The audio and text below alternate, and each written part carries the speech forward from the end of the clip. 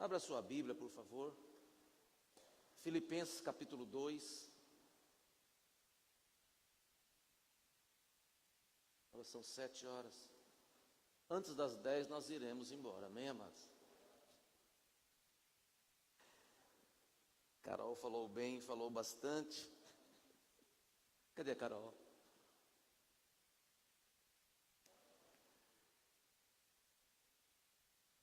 Para você que não sabe, nós como igreja estamos em 50 países. É uma bênção.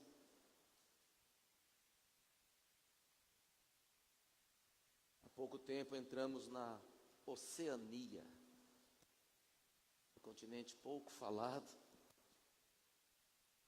Filipenses capítulo 2, verso 14, 15 e 16, que diz bem assim: Fazei todas as coisas sem murmurações nem contendas, para que sejais irrepreensíveis e sinceros, filhos de Deus inculpáveis no meio de uma geração corrompida e perversa, entre a qual resplandeceis como astros no mundo, retendo a palavra da vida, para que no dia de Cristo possa gloriar-me de não ter corrido nem trabalhado em vão.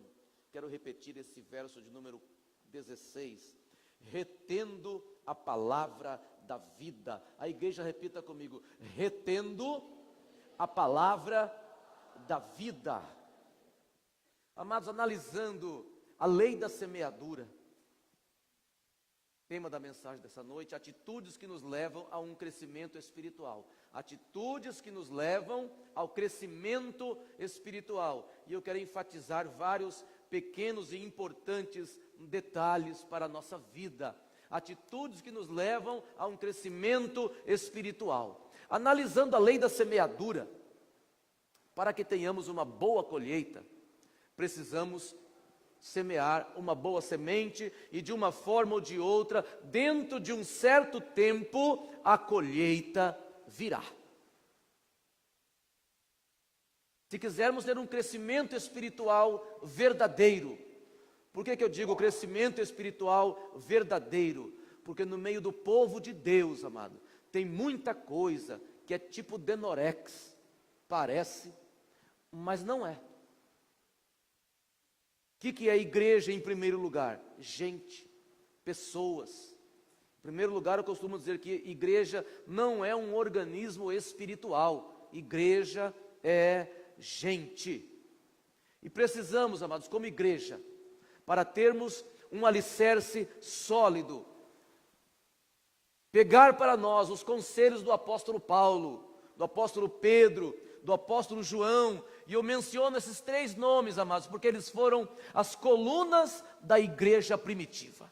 E como colunas, nós não podemos rejeitar os ensinamentos destes apóstolos.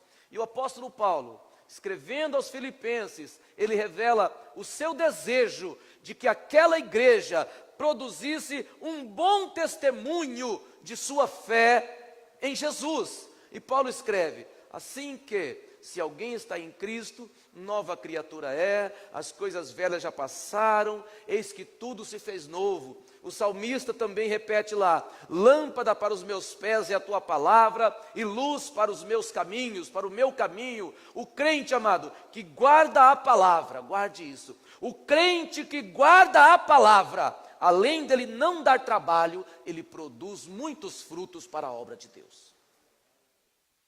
Quero repetir: o crente que guarda a palavra, além dele não dar trabalho, ele produz muitos frutos para a obra de Deus.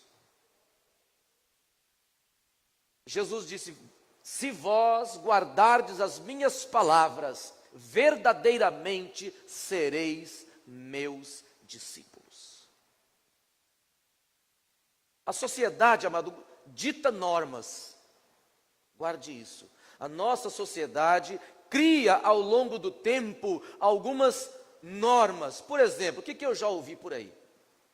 Que se uma pessoa vai uma vez por mês numa igreja, ele é visto como evangélico, ele é visto como cristão. Se ele vai uma vez a cada 30 dias numa igreja, ele é um cristão. A Bíblia não fala isso. A Bíblia mostra, amado, que nós precisamos ser como os crentes de Bereia. Os crentes de Bereia, tudo que eles ouviam, eles examinavam. E eram crentes compromissados com os ensinamentos da palavra de Deus. Eram crentes que tinham uma fé bibliocêntrica. Todo pregador que aparecia na cidade, eles pegavam o Novo Testamento e conferiam tudo o que eles ouviam. Diga eu, preciso ser um crente bibliocêntrico. Palavra difícil, né? Mas, amados, a verdade é uma só. Todos faremos uma real diferença na sociedade da qual participamos, se nós tivermos uma fé realmente centrada na Bíblia, centrada em Jesus. E os crentes foram chamados de cristãos pela primeira vez na cidade de Antioquia. Por que que eles foram chamados de cristãos? Até então essa palavra não existia. Eles foram chamados de cristãos de uma forma pejorativa, discriminatória, porque eles se pareciam com aquele homem rejeitado pela sociedade chamado Cristo. Então a palavra cristão passou a existir de uma forma pejorativa, de uma forma sarcástica para aquelas pessoas que se pareciam com Jesus. Retendo a palavra da vida. Vamos voltar um pouquinho agora o tempo. Vamos lá para o Antigo Testamento. Vamos pegar aqui, amados, a firmeza de Abraão. Que experiência que Abraão teve, que nós podemos pegar para a nossa vida hoje. A Bíblia diz o seguinte, Deus falando com Abraão. Abraão, e ele disse, eis-me aqui, Senhor. Pega o teu filho, o teu único filho, e vai até a terra de Moriá e ofereça-o em holocausto. Coisa estranha na nossa cultura, mas nós entendemos isso pela Bíblia. Diz a Bíblia que Abraão se levantou pela manhã de madrugada, preparou ali alguns animais, alguns funcionários que Abraão tinha, seu filho Isaque, o cutelo, fogo, e partiu em direção ao Monte Moriá.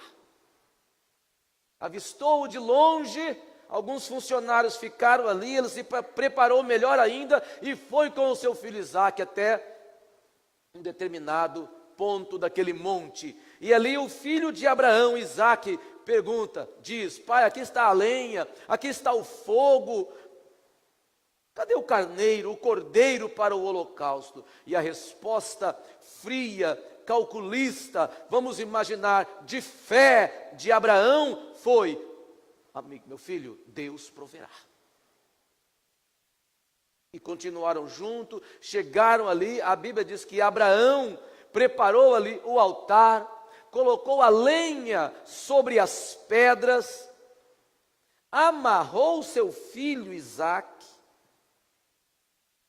colocou-o sobre a lenha,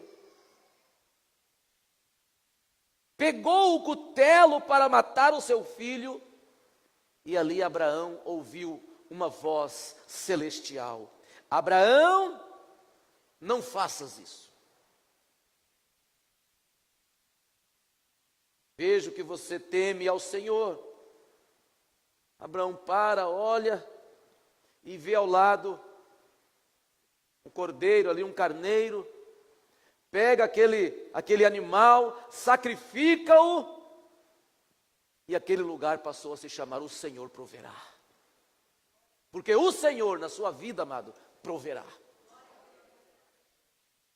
Aplicações que nós podemos pegar desse contexto de Abraão. Abraão decidiu, amado. E não foi apenas momentâneo, foi todo o contexto da vida dele. Abraão decidiu ter uma fé monoteísta. Abraão decidiu ser um crente obediente. Guarde isso. Nossa obediência agrada o coração de Deus. Abraão priorizou a palavra do Senhor. Naquela época, ele não saiu procurando profetas.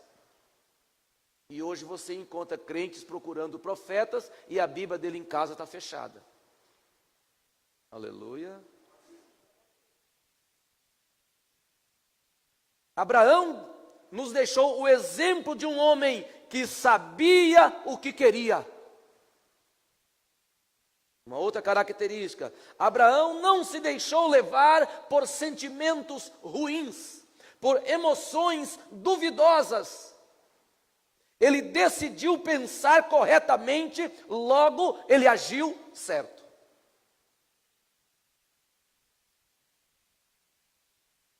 Retendo a palavra da vida. Quando o apóstolo Paulo escreveu isso, amado, ele estava falando sobre a própria pessoa de Jesus reinando em nós. Nos trouxe ali esta palavra, a palavra da vida, um aspecto de esperança em meio às quedas, tribulações e outras dificuldades mais. O apóstolo Paulo nos fala sobre o seu sofrimento.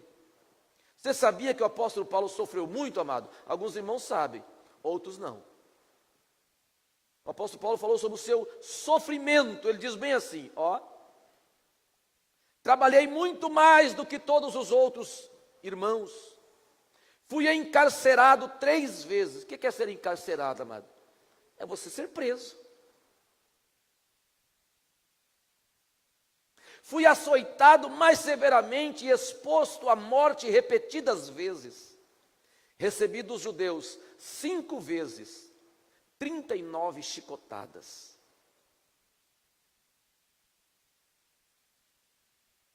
Se você não sabe, mas aqueles chicotes, os chicotes daquela época, continha amarrado no decorrer do chicote pequenas lascas de osso.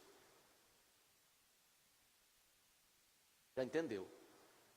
Pequenas lascas de osso. 5 vezes 39 chicotadas. 3 vezes fui golpeado com varas. 1 vez apedrejado. 3 vezes sofri naufrágio. Passei uma noite, um dia exposto à fúria do mar. Com certeza, um grande naufrágio. Estive continuamente viajando de uma parte para outra. Enfrentei perigos nos rios, perigos de assaltantes, perigo dos meus compatriotas, dos gentios que eram outros povos, perigos na cidade, perigos no deserto, perigos no mar e perigo entre os falsos irmãos.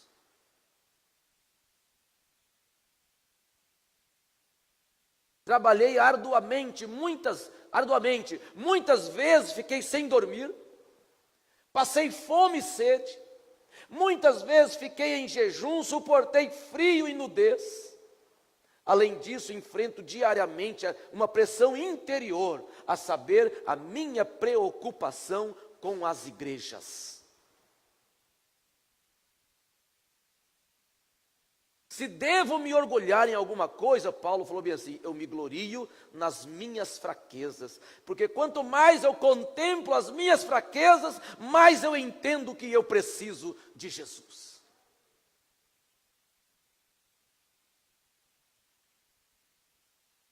Em Damasco, o governador, nomeado pelo rei Aretas, mandou que vigiasse a cidade para me prender. Mas numa janela, fui baixado numa cesta e escapei das mãos dele. Eu creio, amado, que foi baseado em todo esse contexto e em algum outro que Paulo estava passando, que ele escreveu Romanos 8:32. Aquele que nem mesmo a seu próprio filho poupou, antes o entregou por todos nós, como nos não dará também com ele todas as coisas? Quem intentará acusação contra os escolhidos de Deus? É Deus quem os justifica. Quem é que condena? Pois foi Cristo quem morreu, e que também ressuscitou dentre os mortos, está à direita de Deus. Quem nos separará do amor de Cristo? Aí vem a tribulação, a angústia, perseguição, fome, nudez, perigo, espada. Mas em todas estas coisas, somos mais que vencedores por aquele que nos amou. Você quer ficar num bom nível espiritual, amado? É simples, ande de joelho. Andar de joelho dói, é o preço. Quer crescer espiritualmente? Ande de joelho.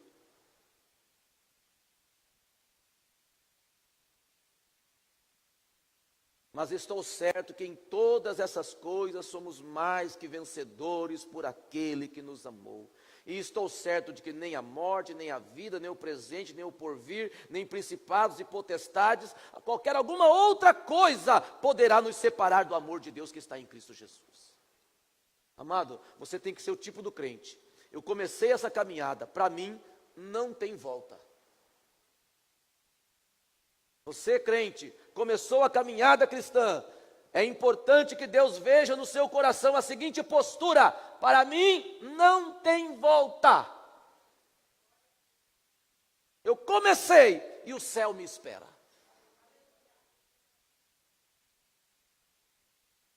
Paulo não deixou de fazer a obra, mas por causa do sofrimento. Obra missionária, abrindo novas igrejas, edificando aquelas igrejas que já estavam ali, gerando novos líderes, evangelizou grande parte da Europa, sabe por quê? Por causa da palavra da vida. Por causa da palavra da vida. E ele escreve: mas o Senhor me assistiu, me fortaleceu, para que por mim fosse cumprida a pregação, e que todos os gentios a ouvissem. Combati o bom combate, acabei a carreira, guardei a fé. Você está combatendo o bom combate. A sua carreira ainda não terminou, e a sua fé precisa ser fortificada, precisa ser fortalecida.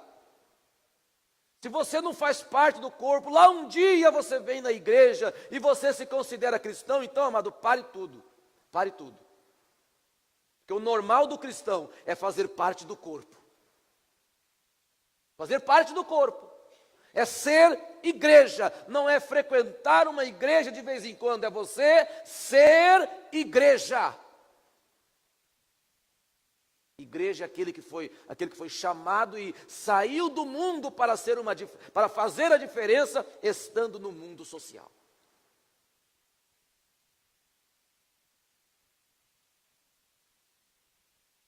Combati o bom combate, acabei a carreira, guardei a fé.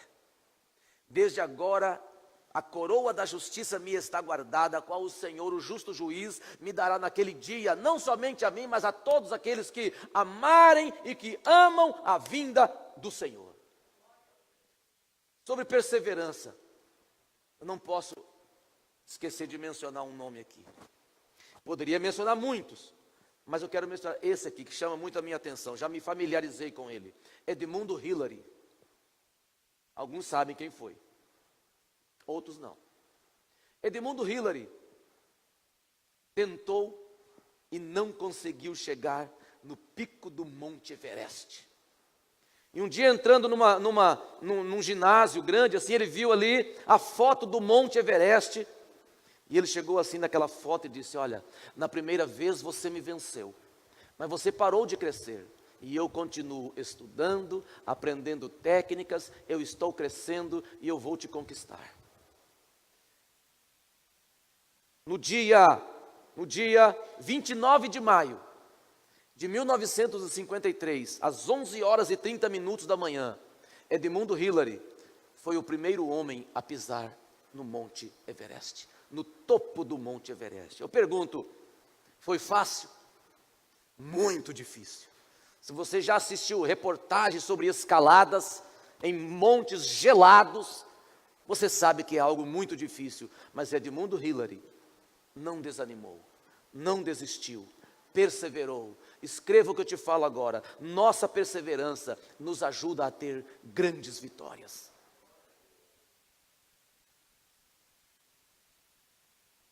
Certa vez, numa cidade grande e violenta,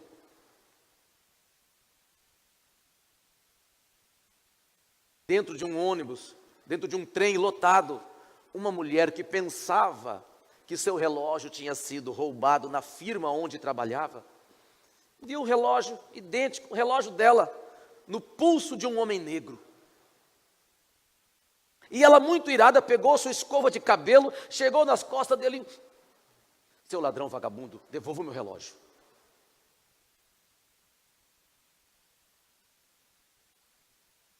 O negão pegou o relógio, colocou na mão dela, no silêncio.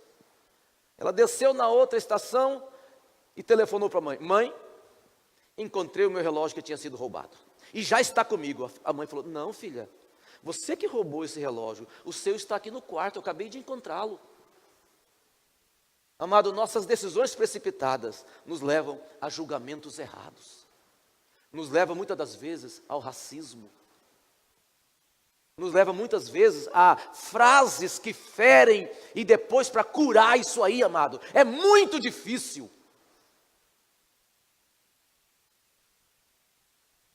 Pare, pondere, pense, analise, para depois agirmos.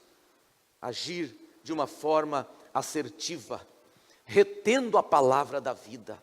Atitudes que nos levam a um crescimento espiritual. Pedro escreve: semelhantemente, jovens, sede sujeitos aos anciãos.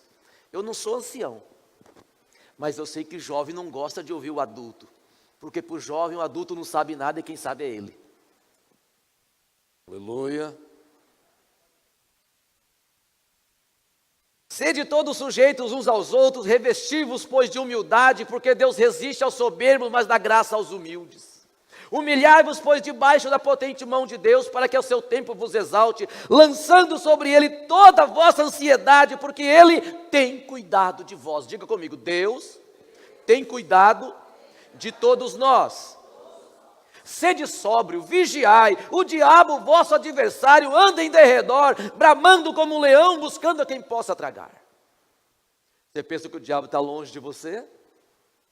A Bíblia diz o contrário.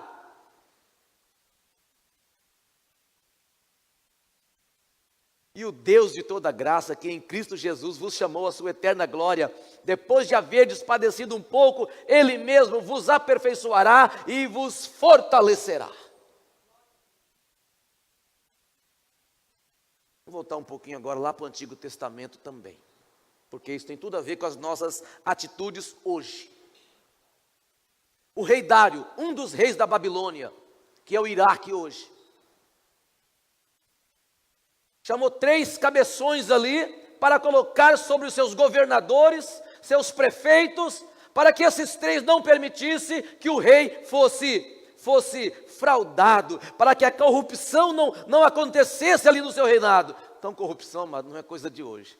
É claro que nós não devemos ficar tranquilos, mas não é coisa de hoje. E colocou entre os 3 ali, tinha um com um espírito excelente, que era Daniel, o profeta Daniel.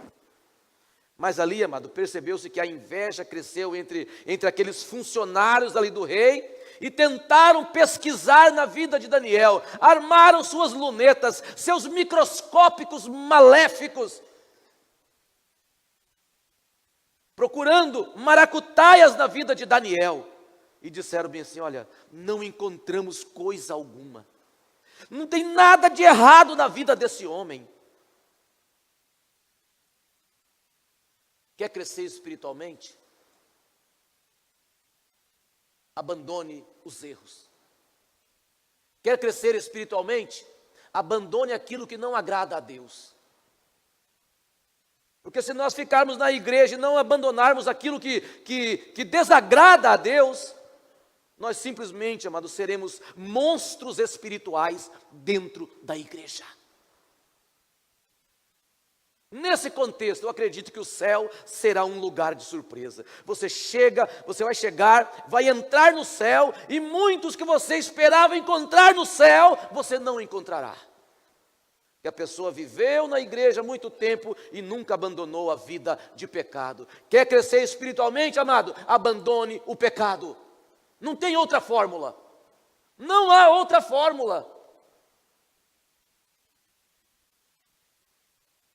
Daniel vivia compromissadamente com o Deus de Israel.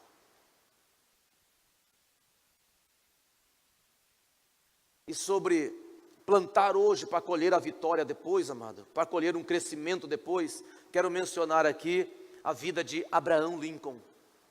Camarada tinha tudo para fracassar, tudo para abandonar. Em 1816, a família dele foi forçada a sair de uma casa e Lincoln teve que arrumar um emprego para ajudar a sustentar sua família, ainda bem jovem. Em 1818, sua mãe morreu, uma perda que o abalou muito. Em 1831, sua primeira empresa faliu. Em 1832, concorreu à Assembleia Legislativa e perdeu. Nesse mesmo ano, perdeu um emprego. Perdeu o emprego. Concorreu à Faculdade de Direito e não passou no teste. Pediu dinheiro emprestado a um amigo para abrir uma empresa. Depois de um ano, faliu e ficou devendo 17 anos, trabalhando para pagar a dívida.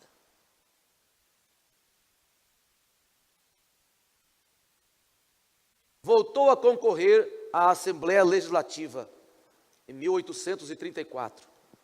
Perdeu.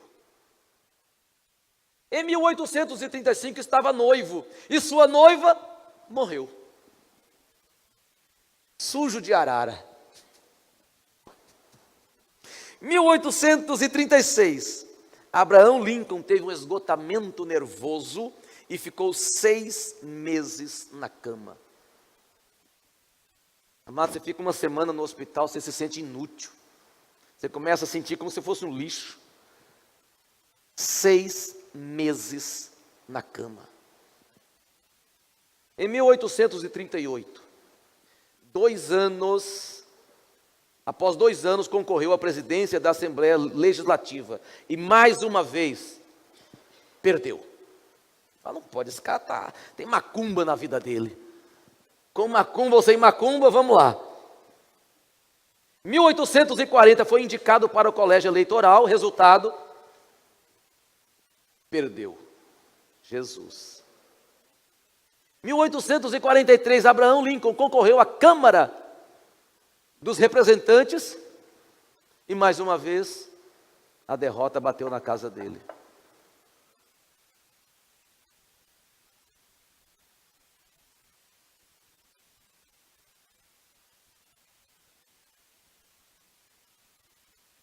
Em 1854, concorreu ao Senado e volta de novo a sentir o gosto da derrota.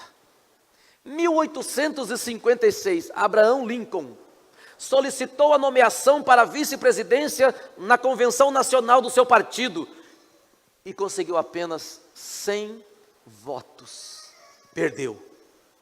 Todos achavam que já tinha desistido e mais uma vez voltou a surpreender e a candidatar-se ao Senado. E será que dessa vez veio o sabor da vitória? Não, não veio. Ele perdeu.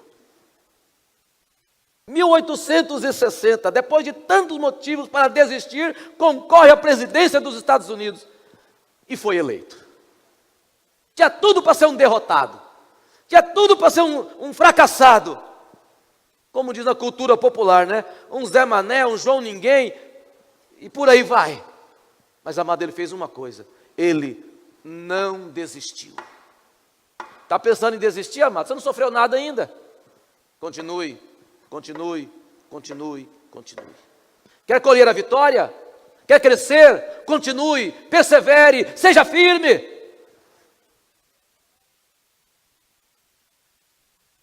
Atitudes, ou melhor, volto a repetir, a perseverança nos traz grandes vitórias.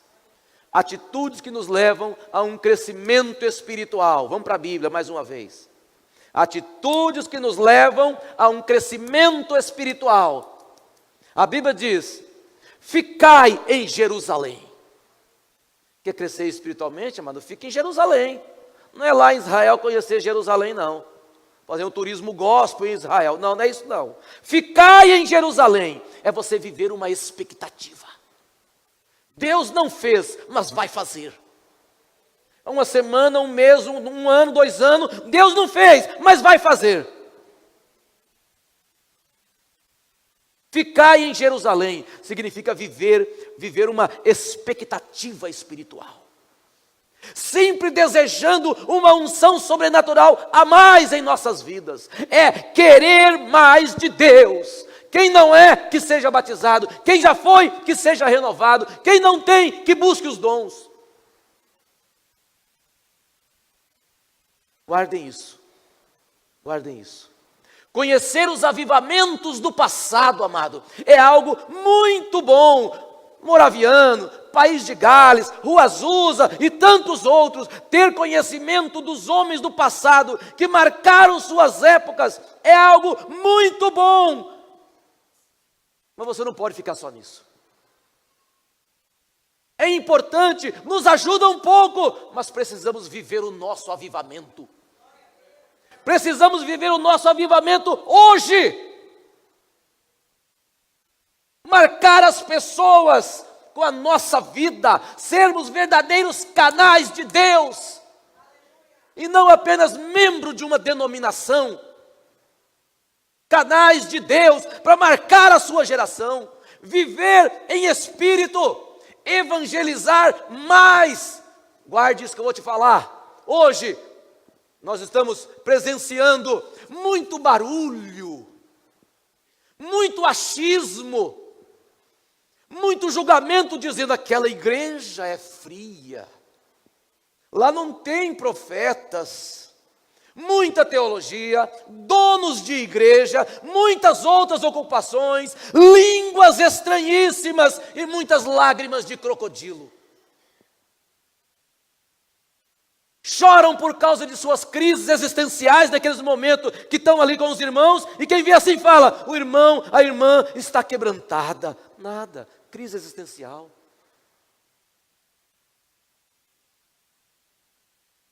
Temos também aqui, amado, o tal do reteté, que muitos crentes gostam, mas não filtram.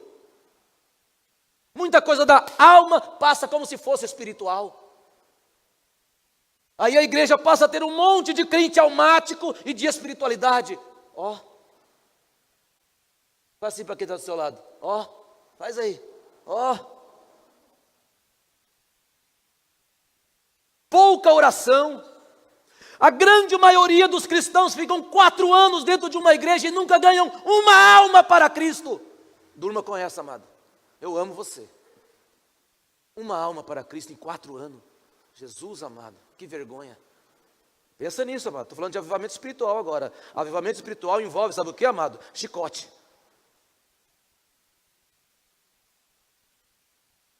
4 anos numa igreja e não ganha uma alma para Cristo. Precisamos literalmente, amado, ficar em Jerusalém, pelo que o Novo Testamento nos ensina. Ficar em Jerusalém. Agora, receba mais essa. O verdadeiro avivamento espiritual, amados, é uma volta para a leitura da palavra, com prazer, não por desencargo de consciência. Verdadeiro avivamento espiritual é uma volta para a santidade em Cristo, para mais momentos e vida de oração, para ser um verdadeiro adorador, uma volta para o evangelismo pessoal, uma volta para as obras de caridade, para as ofertas missionárias e lágrimas de verdadeiro arrependimento. Aleluia! Isso é avivamento, amado. Fora isso, é fogo de paia. É paia puro. O fogo vai passar e vai queimar tudo. Mas aquilo que é de Deus permanece para sempre.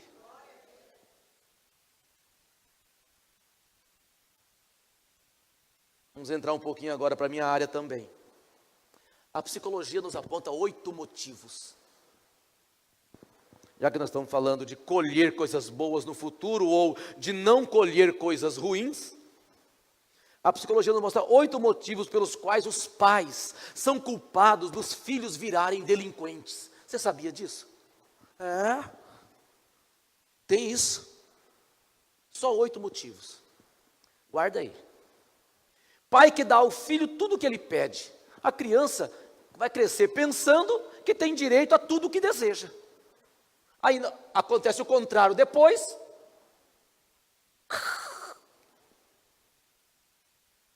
Pai que ri quando o filho fala palavrões. O titio ensina um palavrão para o gurizinho de 1 ano e meio, 2. Ele fala aquela coisinha bonitinha e os papais dizem, ai que gracinha.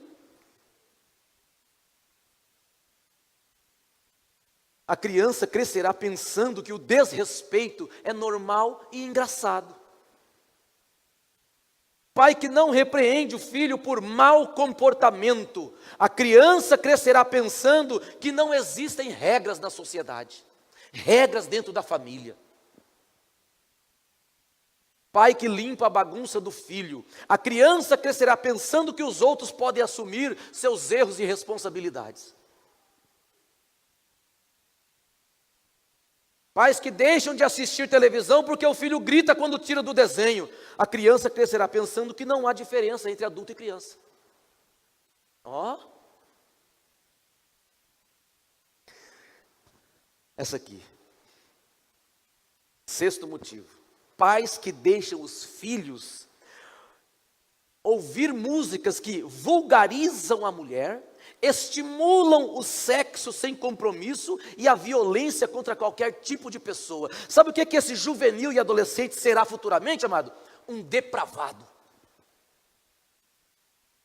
Depravado.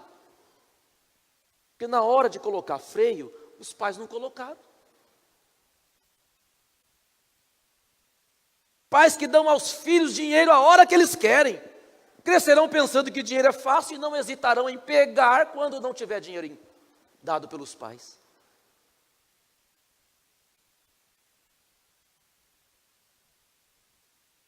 Oitavo motivo que o pai pode ajudar o filho a ser um delinquente futuramente.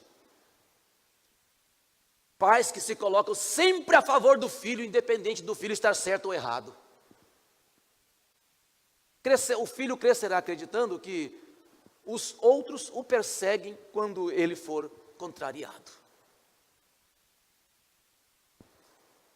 Atitudes que nos levam a um crescimento espiritual, a um crescimento como pessoa.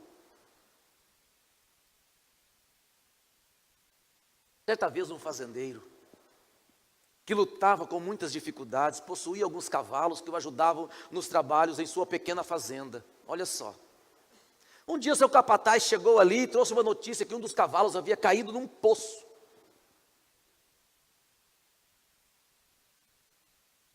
Um poço abandonado, que era muito profundo e, portanto, seria extremamente difícil tirar o cavalo de lá. O fazendeiro foi rapidamente até o local do acidente, avaliou a situação, certificou que o animal não havia se machucado, sim ou não e tal, mas o cavalo não havia se machucado. Mas pelas dificuldades e o alto custo em tirá-lo de dentro do poço, o fazendeiro pensou e tomou a difícil decisão. Determinou ao capataz que sacrificasse o animal jogando terra para enterrá-lo. É lógico, para enterrá-lo. Aí, resolvido o problema. Trabalho, muito caro, sofrimento, difícil. Então, vamos enterrar o animal. E, no entanto, o capataz chamou ali os outros funcionários com aqueles carrinhos de mão, vai carrinho de terra, vai carrinho de terra, vai carrinho de terra em cima do cavalo. E toda vez que a costa do cavalo enchia de terra, ele dava uma chacoalhada e pisava lá no fundo, e a terra ia sendo pisada e o cavalo ia subindo. E mais terra, e mais terra, e mais terra, que não encobria o cavalo, e o cavalo ia subindo, até que o cavalo, amado, saiu do poço. Moral da história. O fazendeiro ficou bastante satisfeito. O cavalo ainda viveu muitos anos ali na fazenda, ajudando o dono em tudo que fosse necessário. Onde queremos chegar com isso, amado? Quando você estiver lá embaixo, sentindo-se desvalorizado, pisado, sentindo a dor da ingratidão, sentindo a dor da desonra, ignorado por muitos, outros jogando terra em cima de você, a terra da incompreensão, a terra da inutilidade, a terra do desprezo. Lembre-se dessa história. Não aceite essa situação, não aceite esse tipo de terra em cima da sua vida. Olhe sempre para Cristo e você irá subindo, subindo, subindo. Você vai encontrar sua alegria, sua prosperidade e suas vitórias. Mas não tire os olhos de Jesus. Acredite, você nasceu para vencer, amado. Isso não é uma coisa bonita dentro de uma música, não, é bíblico. Nós cristãos nascemos e existimos para vencer. Onde eu quero chegar com tudo isso, amado? O apóstolo Paulo, ele incentiva a igreja, pregue a tempo e fora de tempo, pregue a palavra a tempo e fora de tempo. Muitos podem até não aceitar, ficar como que um comichão no ouvido, mas pregue a palavra a tempo e fora de tempo. Exorto-te, pregue a palavra, cumpra o teu ministério, seja sóbrio, seja fiel em tudo. Quer crescer espiritualmente? Retenha a palavra da vida.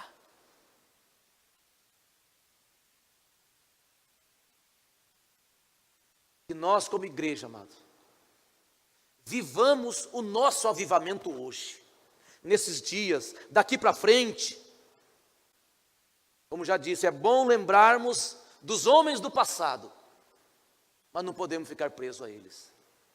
Temos que, como igreja, ter a nossa experiência, marcar a nossa geração, fazer o nosso efeito. Convido você, amado, nesse momento a fechar os seus olhos.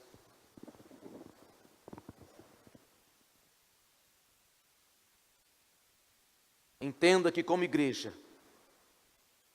precisamos anunciar que Jesus continua perdoando,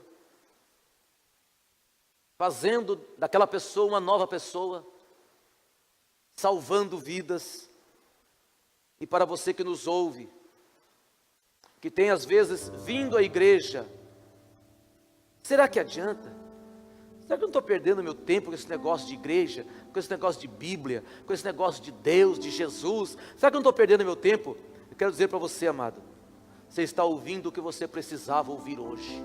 Você não está perdendo o seu tempo, e existe para você uma esperança. Ainda há uma esperança para você, entenda isso. Há uma esperança para você. O mesmo Cristo do passado continua perdoando e salvando vidas hoje, e renovando vidas hoje. Há uma esperança para você. Você que veio aqui nesta noite, nesta tarde, noite, com esse pensamento, será que adianta? Adianta. Jesus perdoa e liberta e salva.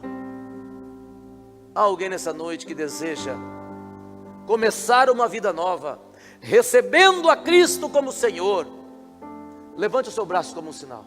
Há alguém que entendeu, que tenha entendido, chega de mundo do pecado, chega, eu quero agora é Jesus. Há alguém nessa noite? Levante o seu braço como um sinal. Pode baixar o braço. Há mais alguém? Levante o seu braço como um sinal. Há uma esperança para você. Você esteve na igreja, sumiu, errou, pecou, mas você quer uma nova chance. O Jesus da igreja te dá mais uma chance. Acredita em você. Se tem alguém que ainda acredita em você, esse alguém é Jesus. Jesus. Há mais alguém que quer fazer sua decisão hoje de seguir a Cristo? Levanta o seu braço como um sinal. Nós como igreja insistimos na palavra, porque conhecemos o poder da palavra, retendo a palavra da vida, retendo consigo, comigo, conosco o próprio Cristo. Há mais alguém nessa noite que quer começar hoje uma vida nova? Levanta o seu braço como um sinal. Eu quero orar por essas duas pessoas que levantaram o braço. Se possível, por favor, venha aqui na frente. Quero orar por você.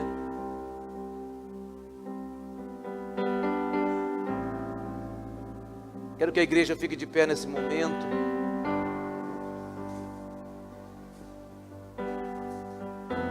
Quero que a igreja nos ajude em oração. Vem aqui. Igreja, dentro dos seus braços assim, amado. Vou chegar aqui. Qual o seu nome? Anderson. Seu nome? Andressa. Melhor decisão que vocês estão fazendo na vida de vocês. Tem 38 anos que eu sigo Jesus. Nunca abandonei. Estou firme. É o caminho. Não tem outro. Amém? Ore comigo dizendo: eu, nesse momento, entrego minha vida ao Senhor Jesus. Eu recebo o Senhor Jesus para ser o meu Senhor e o meu Salvador. Pai Celestial, faça de mim uma nova pessoa. Amém. Uma salva de palmas ao Senhor, amém, amados? Dá um abraço nele aqui, abraça aquela jovem ali, vai lá. Tem uma criança para ser apresentada, amém? Qual é a criança? Uma criança. A igreja continua de pé, só um minutinho, vamos orar por essa criança e encerrar o culto em nome de Jesus.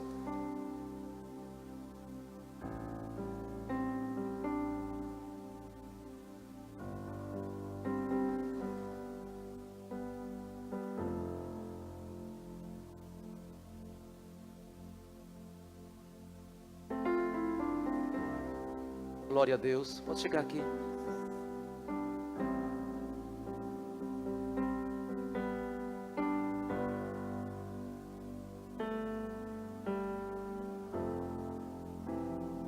Tudo bem, irmã?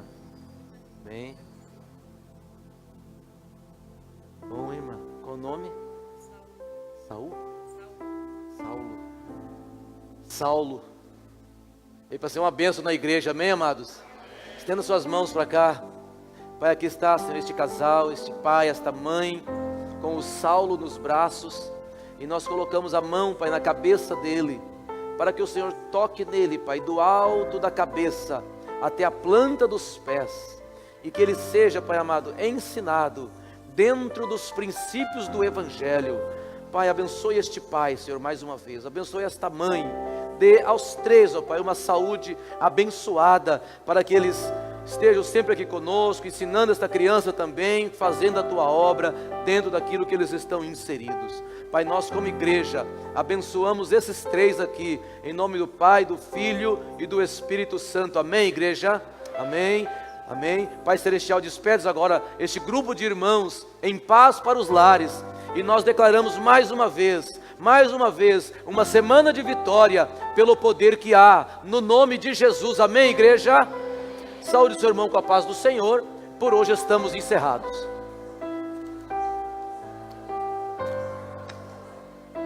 Jornal. 10 páginas.